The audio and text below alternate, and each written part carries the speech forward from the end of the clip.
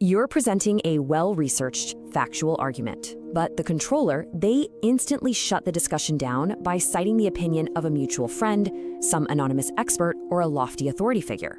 So why? Why does the conversation immediately turn from your facts to their references? Well, this is the dark psychological paradox of credibility borrowing, and it's a strategic seizure of unearned authority. I mean, this scenario is just so frustratingly familiar, isn't it? You've done the work, you've got the data, and then boom, with a single sentence, the whole discussion just gets derailed. It's like all your careful reasoning just evaporates in the face of a single name drop. Suddenly, your argument doesn't even matter anymore. This isn't a debate, you know? It's a conversational hijack, and it's designed to leave you feeling confused and, frankly, completely silenced.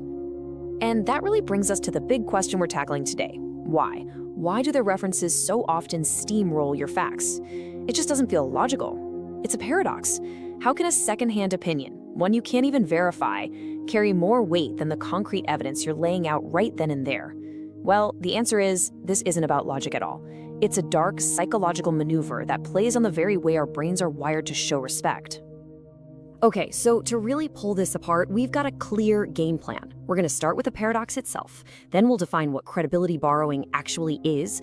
From there, we'll expose the three-phase attack they use, dive into the psychology of why it's so darn effective, and, most importantly, give you a playbook to take back control. The goal here, to make sure your facts always win out over their fake authority. First up, let's tackle this paradox head-on. This is where a simple name gets weaponized, right? It turns into this impenetrable shield that just deflects logic. It's this bizarre alchemy that makes a real, verifiable fact feel like an inconvenience, and an unsupported opinion feel like the absolute truth. We've got to understand how this little mind trick works before we can even begin to dismantle it. So yeah, this isn't just some weird conversational quirk. It's a calculated move. And I want you to really focus on those words: strategic seizure. This is deliberate. The person doing this is actively hijacking authority they haven't earned themselves just to win an argument they can't back up with their own knowledge. It's basically a hostile takeover of the conversational high ground. Now that we've given this beast a name, let's define it. You know, understanding credibility borrowing is kind of like learning to spot a counterfeit bill. Once you see the signs, you just can't unsee them. This is such a high-leverage tool for them because it exploits two really powerful psychological triggers: our tendency to obey authority figures and our instinct to follow what others believe, or social proof. It takes them almost zero effort, but it gives them immense control. So here it is, the official breakdown. Credibility borrowing is a tactic that twists our natural and usually healthy respect for authority. I mean, we're taught to respect experts, right? And for good reason. This tactic just hijacks that instinct. It lets a controller force you to agree or back down without them having any real knowledge at all. They're basically renting someone else's reputation to make their own empty arguments sound important. And let's be absolutely crystal clear about the endgame. The goal is simple, and it is singular: control. Control through an authority they just manufactured out of thin air. This is not about finding the truth or having a good discussion. It's about winning. It's about shutting you down by creating an illusion of power they don't actually have.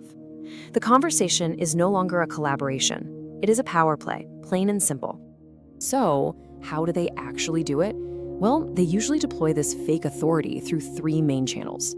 First, you've got the classic authority reference. Well, a leading psychologist says that's not how it works. Second is the social validation drop, name-dropping someone important, like, our boss actually agrees with me on this. And third, there's the anecdotal shield, using a vague, unverifiable story like, my cousin tried what you're suggesting and it was a total disaster. Okay, now we get to the core mechanics. This isn't just a single move, it's a trap. The shutdown is a very deliberate, three-phase process designed to psychologically disarm you, to make it feel almost impossible to stand by your own valid points. To make this really clear, let's walk through an example. Imagine you're debating a new fitness plan, and you're presenting actual data on how effective it is. So the process unfolds in three distinct stages. It's a devastatingly effective psychological sequence. It kicks off with status transfer, where the authority is brought up.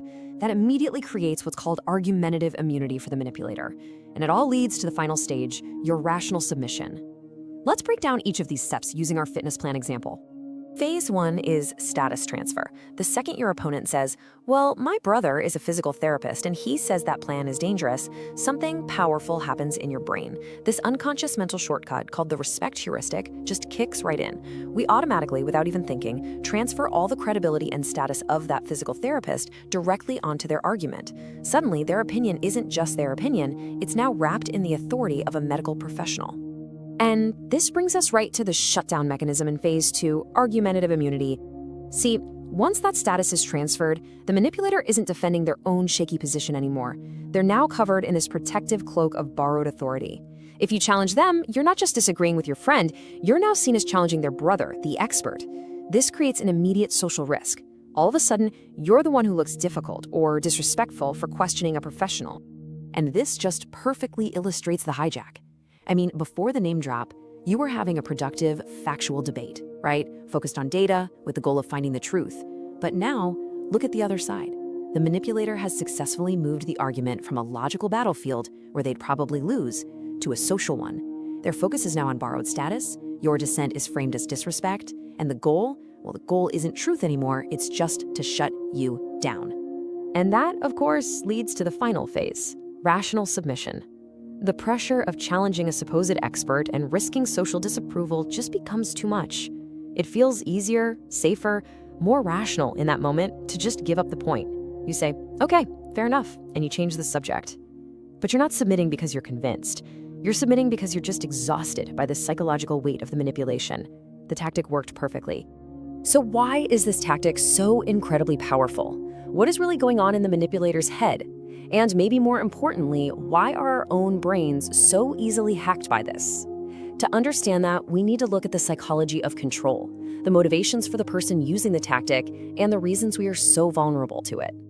The whole thing works because of this deep imbalance in motivations. On one side, you have the manipulator. They're driven by a need for effortless dominance. They want a shortcut to control the narrative without doing the work of actually knowing the facts. It gives them impunity, freedom from being challenged. But then there's our vulnerability. We are just wired with a deep need for social and intellectual alignment. We want to fit in and agree, and we're conditioned to respect authority. The manipulator's shortcut to power perfectly exploits our natural drive for social harmony.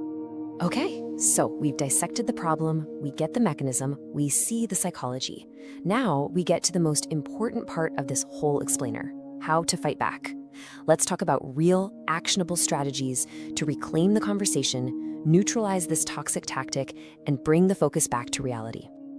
Here it is, your defensive playbook. And these aren't just clever comebacks. They are tools designed to completely dismantle the manipulator's framework. It comes down to 3 core tactics. First, you apply the relevance filter. Second, you identify the borrow out loud. And third, you enforce a hard boundary against those anonymous stories. Let's start with the most powerful tool you have, the relevance filter. When they drop that name, you respond with a calm, firm question like this. That's interesting, but what specific, verifiable fact are you offering to support your point right now? This is a total game changer. It instantly invalidates the remote authority and yanks the conversation back to the here and now, back to the local, objective facts of your situation. The second technique is to identify the borrow. This just means you calmly name the tactic. You can say something like, I recognize you're using what your brother might think to support your claim. For this conversation, I'm just going to focus on the facts we have in front of us. This does 2 things. It shows them you see their game, and it reestablishes the ground rules. Manipulation loves the dark. Shining the light on the specific tactic often makes it wither away. And all of this leads us to our final fundamental principle. If you remember nothing else from this explainer, let it be this. This is the mindset that will protect you from this form of control and empower you to stand your ground. Here's the core principle. Local, objective fact always outweighs remote, borrowed authority. Always. What is happening right here between you and this person with the verifiable data you have that is infinitely more important than an opinion they are borrowing from someone who isn't even in the room. Trust the evidence you can see and verify. Your reality is not subject to their secondhand veto. So let's bring it all home. Remember, credibility borrowing is how manipulators use name-dropping and references to control you. They initiate a status transfer, which activates our subconscious respect heuristic. This grants them that argumentative immunity, making it socially risky for you to disagree, which ultimately forces your rational submission. But now, you see the loop, and awareness is the key that breaks it. The moment you use the relevance filter, the moment you identify the borrow, you're doing more than just defending your point. You are making a powerful assertion that your local objective fact will always outweigh their remote borrowed authority.